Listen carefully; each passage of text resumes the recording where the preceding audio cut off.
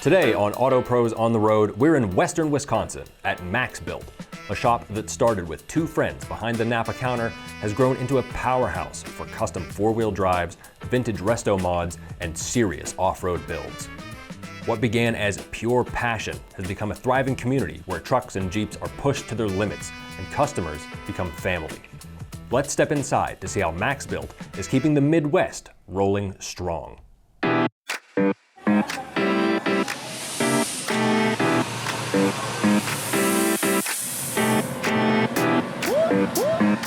Max-Bilt was a company built on passion. I was cutting my teeth in the automotive industry at a NAPA Auto Parts store as a counterman and delivery driver with my best friend, Adam, who now helps run this whole operation.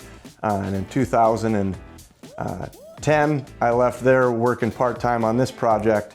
And the idea was to be able to be a general automotive shop that could specialize in custom four-wheel drive vehicles and vintage resto mods. Our location being in western Wisconsin, we found that it was a niche that we really needed to cultivate. There's a lot of people that are enthusiasts about it, a lot of trucks, a lot of Jeeps. But you know, when we started the heyday, everything was out west, the Slick Rock of Moab and the trails out in Colorado. We wanted to be able to bring some of that flavor to the Midwest. It was something that I was extremely head over heels for. Really liked being able to travel to remote places, see what kind of terrain we can kind of go over, and we realized that there's quite a community and a cult following to it, so wanted to embrace that and see how far we could take it. As you can imagine, overlanding, off-roading, rock crawling, all that, the vehicles take a beating, and we want to ensure that they can get to where they're going, have the time of their life, and get home safely.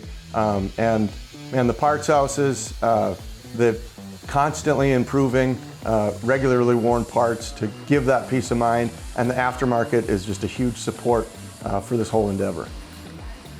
The reason we decided to become a NAPA Auto Care Center was strictly for the fact that we knew what we were going to get. Interacting with our local store is simple, and just the history, repeatability. There was no surprises.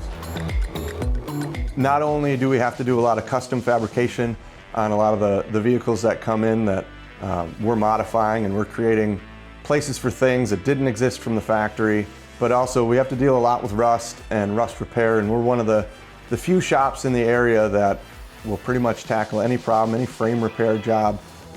And you know, the parts aren't always readily available. Sometimes we got to make them. We have a plas table in-house so we can cut exactly what we need when we need it. But at the end of the day, we just got to get the job done. Having a unique facility where we do more than just general drivability, we do everything, can be kind of challenging because sometimes we're writing a script that didn't exist, or you know, we're having to explain problems or solutions to customers that aren't typical. Sometimes people come in with you know, a back of an envelope, a bunch of dream list, and we have no idea where to start or what to do, but what we do know is that the only constant is chaos around here a lot of the time, and we know how to navigate that. We want to kind of create that environment that there's no silly question. We're here to educate you on your vehicle and understand your goals and find a way to work through those to be able to make it attainable for you. We've got a great team that really educates our customers on exactly what we're doing, how we're doing it, and most importantly, why we're doing it. It's tough to build a team, but we do a really good job with retaining our employees and creating a culture and a community where they don't want to leave when they're here, and they want to keep growing and learning, and we think that that's really important. The demands of modern vehicles is constantly changing, and we've got to stay up on it. We rely on the NAPA Auto Tech program. They've got classes all throughout the year. We sign up at the beginning of the year, pay for the year, have the opportunity to be able to send our technicians there, and just, you know, keeps sharpening the stone and keeps everybody on their toes.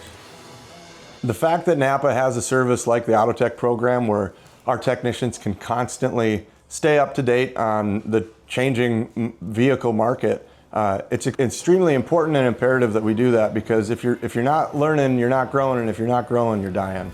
So it's really important for the success of our shop. Max-Bilt isn't just an exchange of commerce.